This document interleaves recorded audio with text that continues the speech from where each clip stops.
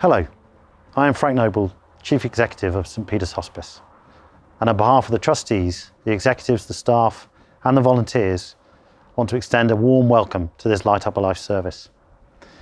This is the second time we've done the service virtually, and we decided to do it again in order to give everyone an opportunity to remember and honour their loved ones and to light a candle. It's been an extraordinary 20 months through the pandemic, and for our clinical teams and our teams that support them, it's been pretty relentless, and I would say that we're still very much in the midst of it. But we're very proud of the fact that our teams, our clinical teams and those support teams have kept the community and the inpatient services going every single day of the pandemic, and we will continue to do so going forward. We could not do it without you, and I must take this opportunity to extend a very heartfelt thanks to you, our supporters and donors, for allowing us to provide care to our patients and families when they need it most. I wish you a very peaceful Christmas and New Year, and I hope you enjoy our service.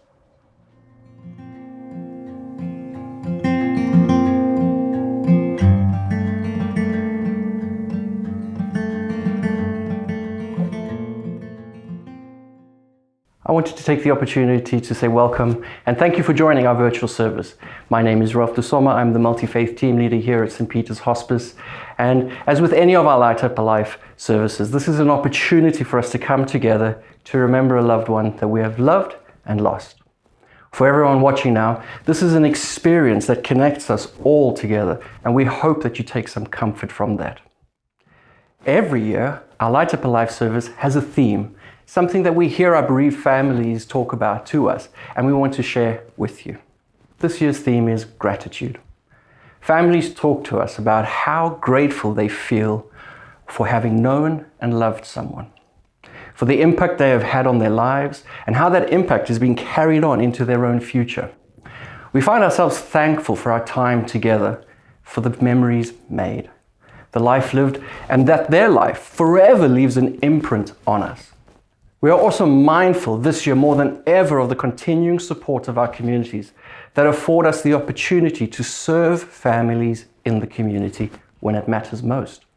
It feels appropriate to take this opportunity to say a very big thank you to those of you who are supporting us and for those who allow us into their homes and into their lives so we can support them and help them through the most difficult of times. As we move forward with the virtual service, we will have a variety of readings and personal stories with pieces of music to give you the opportunity and the time to reflect and remember your loved one. If you feel the need for support or someone to talk to as a result of today's service, please call our bereavement support line, which will be on the screen at the end of the service.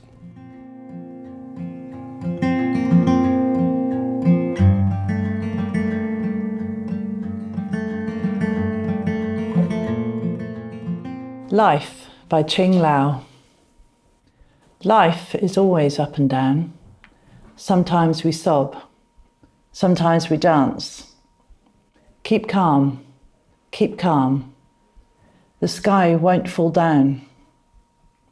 You may already have a Prince Charming, a supporter for life, to walk with arm in arm, with whom you feel in demand, in whom the seed of love you plant. Give life a fresh glance. No great pain, no big harm, and no reason to be alarmed.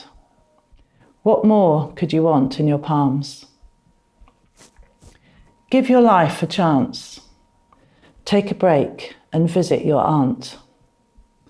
Or stroll in the farm to see the bees and the ants, and the roses beside the barn. Treasures are not only buried in the ground. Look around, look around. Loads of love and chances to be found. Dreams in blue, wait for it. It's all she ever knew.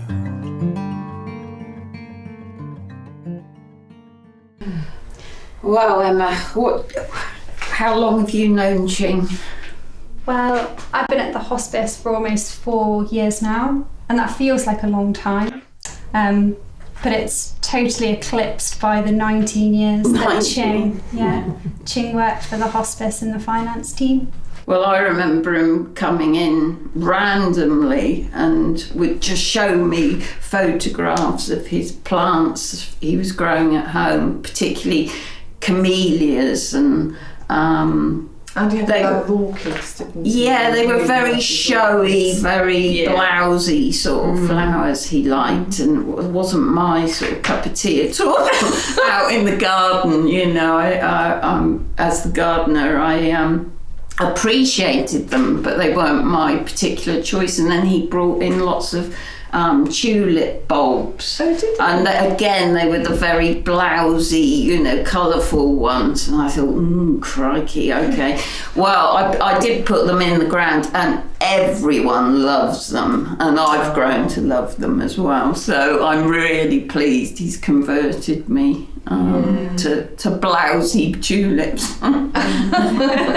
He used to send me photos of all the food that he ate at restaurants. Oh yeah. And when he first started to send them, I hadn't kind of worked out how to turn off the photos on WhatsApp, you know, when it goes onto your camera roll. Yeah. So my camera roll used to get full up with all these pictures of food from various restaurants he'd been to. Yeah, he did like his food though, didn't he? Yeah, he did.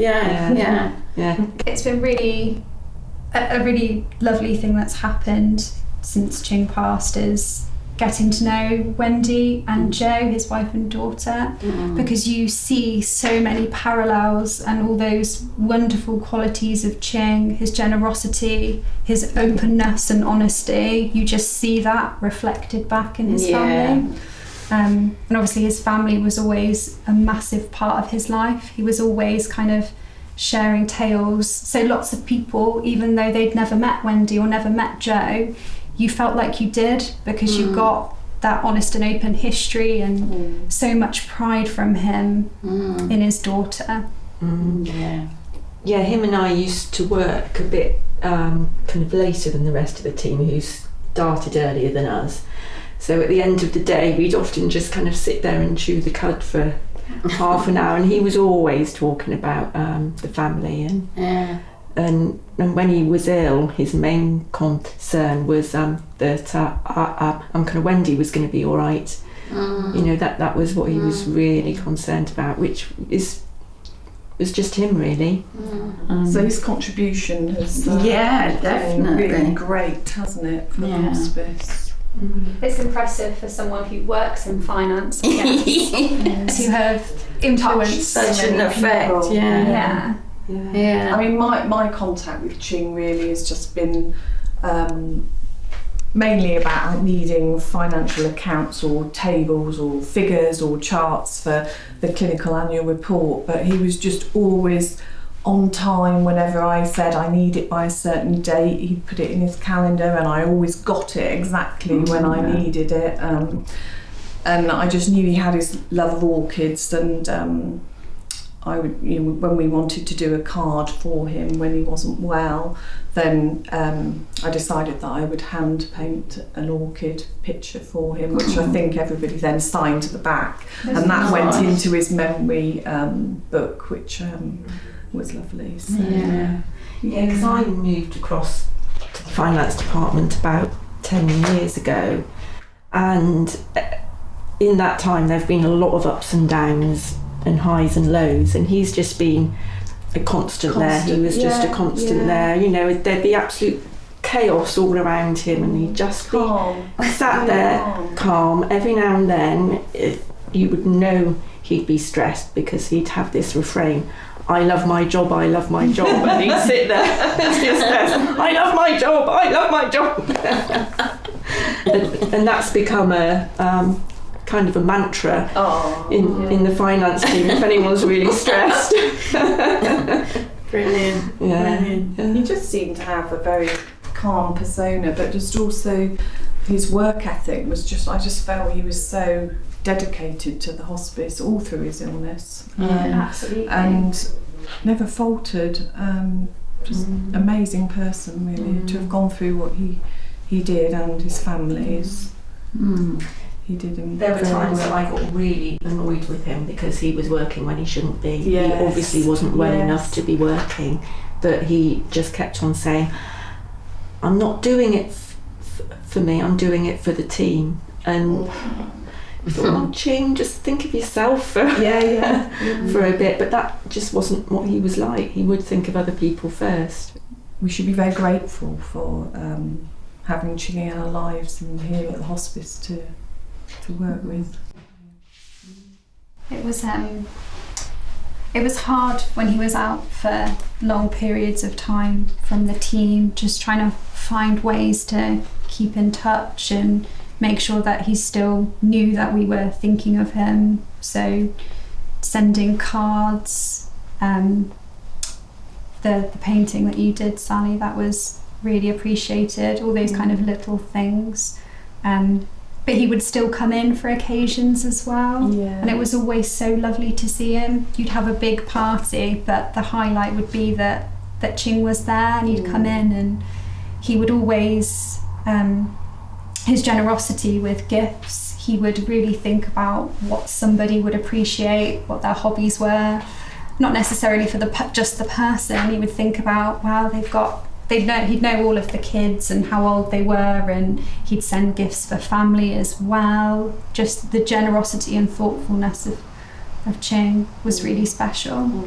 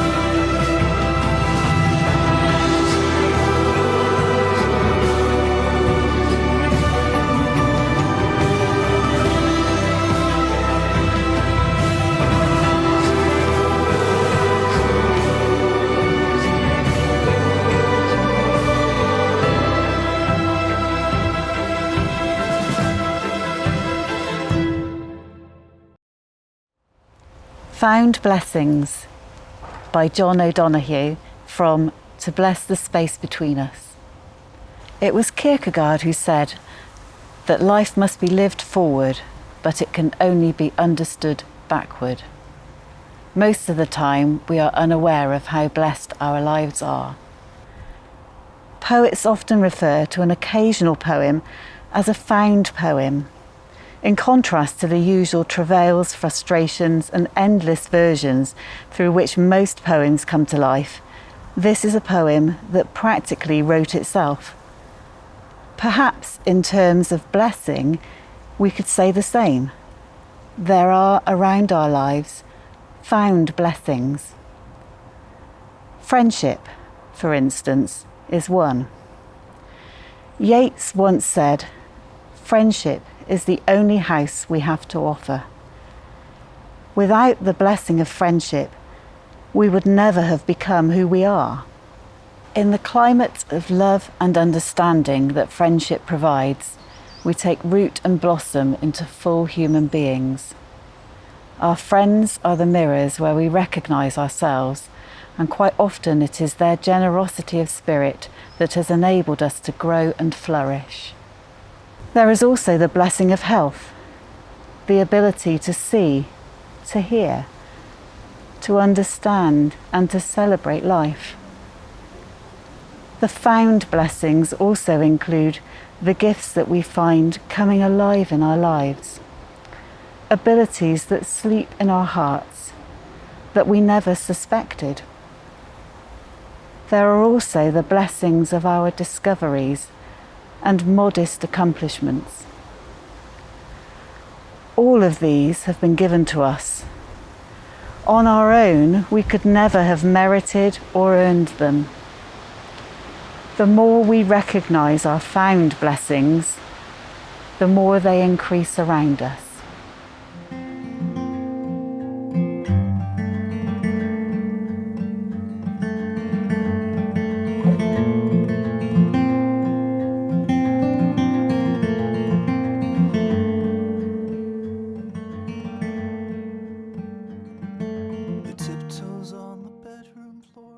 Hi there, Michael. Hi there, how are you? I'm all right, thank you. I just want to say thank you ever so much for agreeing to do this for St. Peter's Light Up the Light Remembrance Service. And I think it's just really nice that it gives us this opportunity that just we can reflect on Dad and also what it was like for us during the pandemic. One of my really fondest memories is when we were growing up. So Dad used to work so hard all year round to save the pennies to take us away on holiday. He used to do overtime on a Sunday even. That's right. As a kid, that was quite unusual to see him always going in on a Saturday and Sunday. If you remember, it was always to hire the beach hut for the fortnight. 57, the blue door.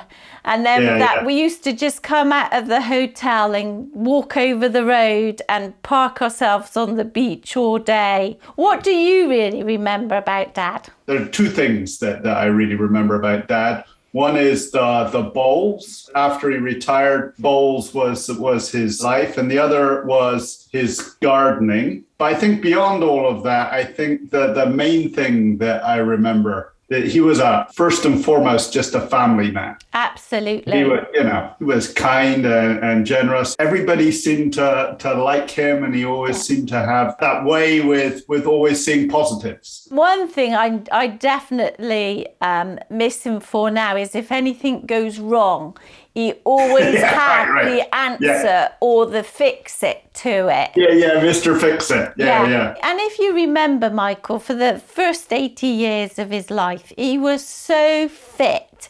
I mean, probably at the age of 80, he got up a ladder to clean the gutters at the back of the house. And I think that's what he found particularly hard when he had his diagnosis.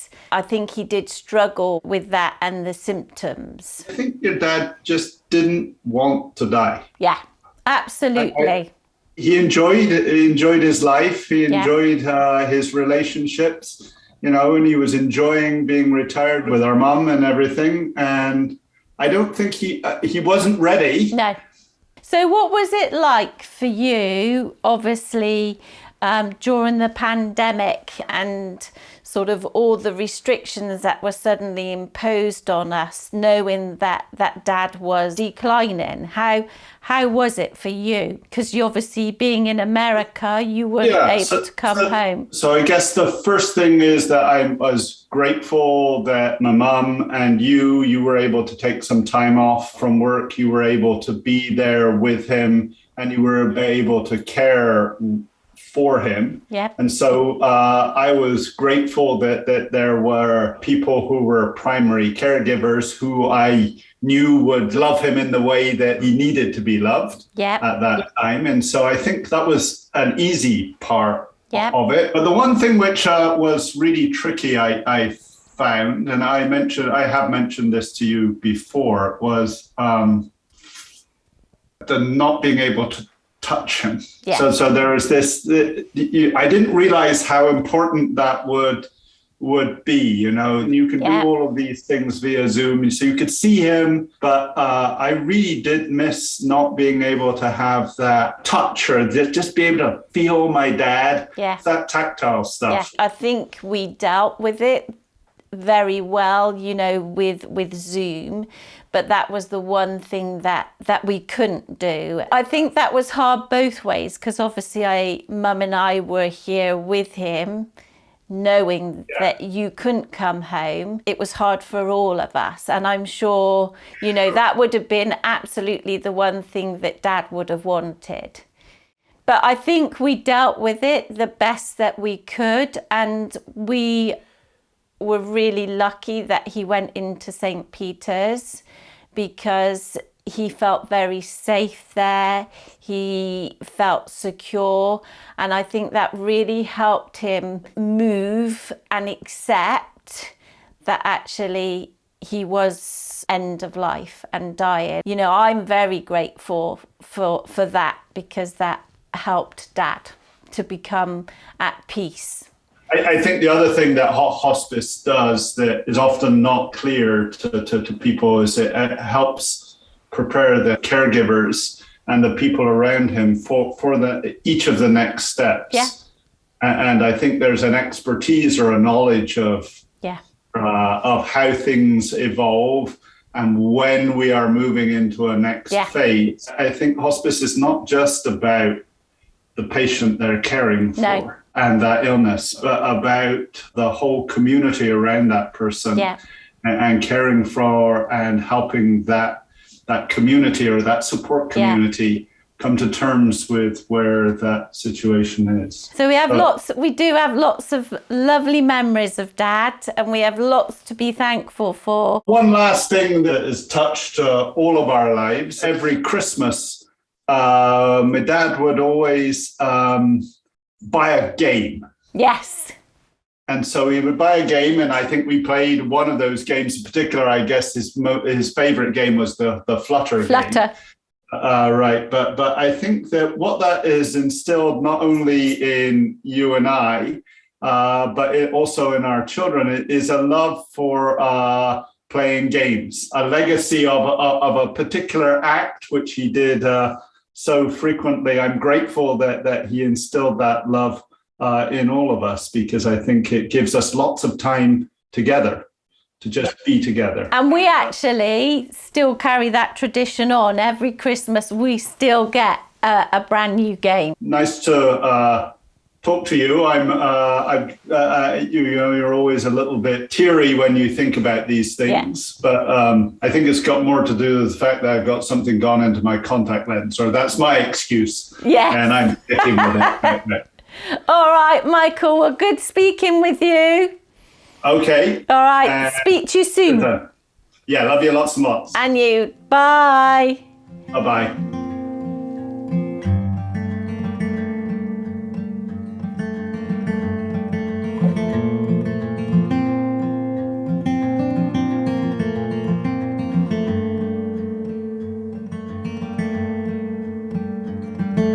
Tiptoes on the bedroom floor, these quiet eyes are spinning in the dark. We've reached the part of our service where we pause to light our candles and take a moment to reflect and remember our loved ones. I will first read a dedication which will be followed by the lighting of the candles. We have allowed plenty of time for you to find and light your own candles at home. All over Bristol and the surrounding areas, people are lighting their candles and coming together for the common purpose of remembering someone they have loved and lost. Shortly afterwards, a piece of music and video will play, which will give you time to reflect and remember. We take this moment to express our gratitude for our loved ones remembered here today, for every treasured memory, for the ways in which their life touched ours, leaving us forever changed. We also remember all we were able to give them. We stop and remember the difficult as well as the good times, for their courage in sickness and for all that they have given to us. Even in our sadness and despite our loss, we remember them. And for all who mourn, may you find comfort, hope, and peace.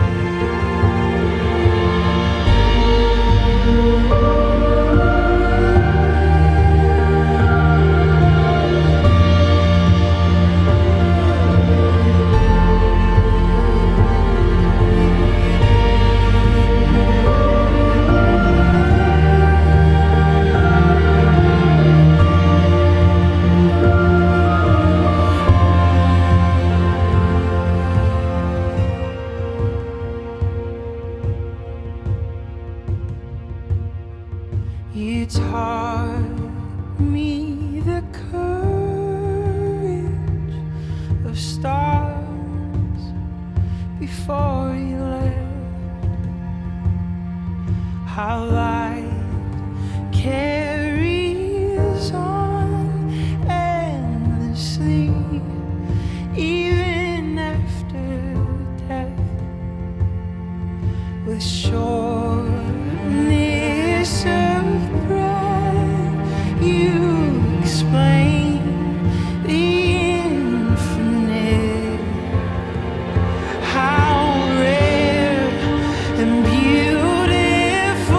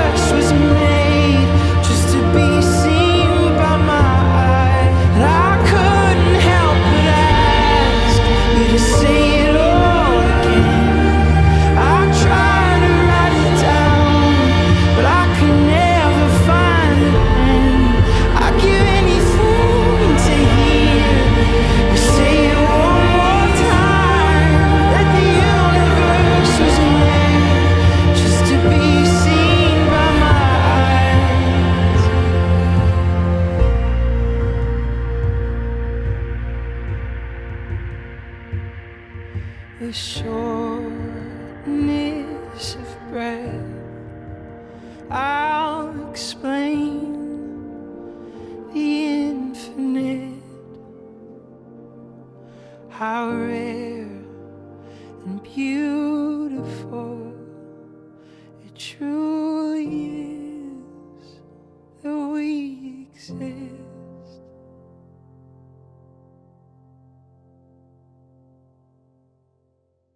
This is a poem called I'm Still Here, written by my mum. I'm still here, I'm still here. My body may fade, but I will still be in this beautiful place and wherever you need me. Visit me from time to time, tell me a joke and moan about the weather, talk to me about your life and I'll listen, for I'm still here. Love and laughter count more than all else, so love fiercely, make each other laugh, and I'll be here in your love and your laughter. Now go eat, drink and be merry, do all the things I love, play all the songs, take me with you and dance with me, for I am still here and always will be.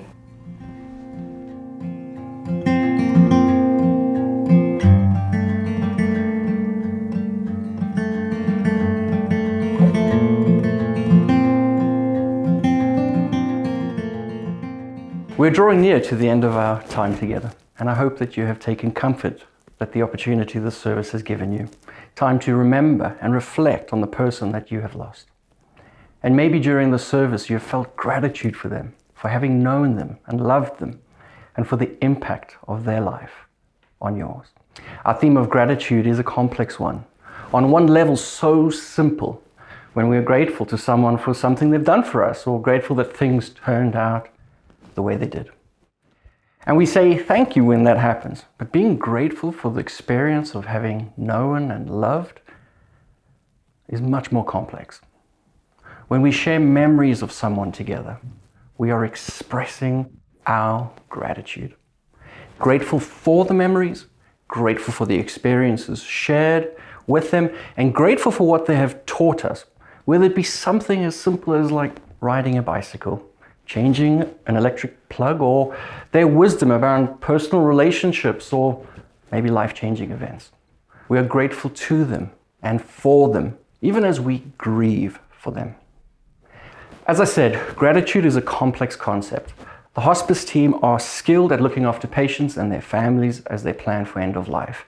But no one is obliged to accept our care, and we are grateful to those of you who have accepted us into your lives at the most difficult and stressful time and allowed us to make a difference and experience the privilege of making that difference.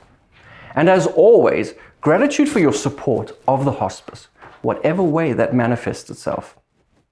As we move into the festive season without our loved one, take time to think of those who are still in your life and take the opportunity to maybe remind them or tell them what it is about them that you are so grateful for. We hope that you've been able to find some encouragement from the service and that you've had the opportunity to remember your loved ones and how rare and beautiful it is to even exist. I want to personally thank the families of Ching, Jan, and Peter for sharing those very personal poems and their story. I would also like to thank all of you very much for joining us and being a part of this very special time together. We want to express our gratitude to everyone who's given of their time and their talent in preparation of this service, even those behind the camera. Thank you. Joanna will read some closing words and then there'll be music playing with some information on the screen. Once again, thank you so much for joining us. I hope you found something in our service that has spoken to you. Good night. Before we say goodbye and go our separate way, may we be given, each in our own way, the passion for living and loving, the courage for daring and hoping, the freedom for growing and changing, the capacity for giving and receiving, the tenderness for understanding and listening, and strength to endure. May compassion and peace and the acceptance of all that makes life whole be with us and go with us.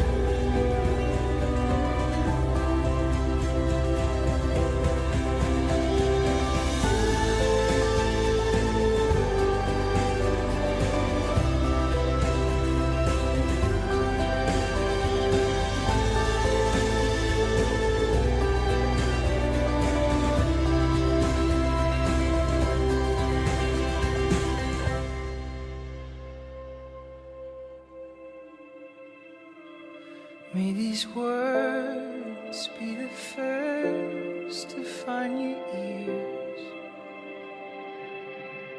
The world is brighter than the sun now that you're here. Though your eyes will need some time to adjust to the overwhelming light surrounding us. I'll give you everything I have, I'll teach you everything I know. I promise I'll do better. I will always hold you close, but I will learn to let you go. I promise I'll do better. I will soften every edge, I'll hold the world to its best. And I'll do better. With every heartbeat I've left, I will defend you every breath. And I'll do better. 'Cause you are loved, you are loved more than you know. I hereby pledge all of my days